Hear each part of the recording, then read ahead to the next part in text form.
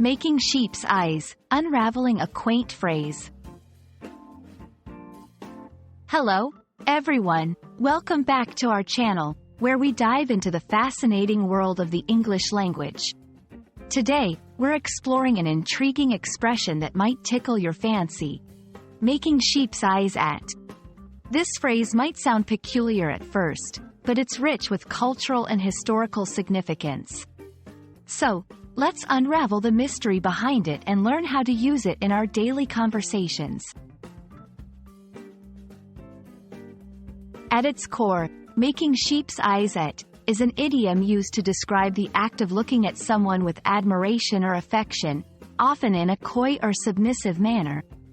Imagine a sheep, with its gentle, soft gaze, gazing up. That's the kind of innocent, adoring look this phrase conveys. It's a somewhat old-fashioned term, suggesting a kind of romantic interest that's expressed through shy, loving glances rather than bold declarations of love.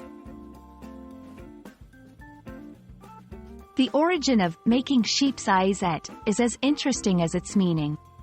This phrase dates back to a time when language was heavily influenced by rural and pastoral life. In those days, comparisons to animals were common in everyday speech, as people lived closer to nature.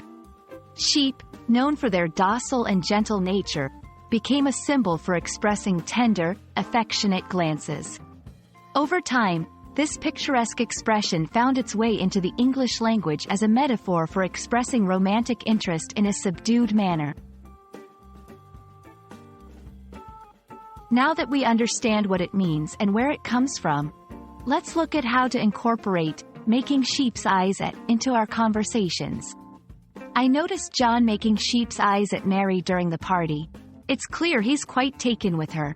Whenever she talks about her childhood crush, she describes making sheep's eyes at him from across the classroom. It's quite charming to see elderly couples still making sheep's eyes at each other, showing that their affection hasn't faded over the years. And there you have it, folks. A deep dive into the quaint and curious phrase, making sheep's eyes at.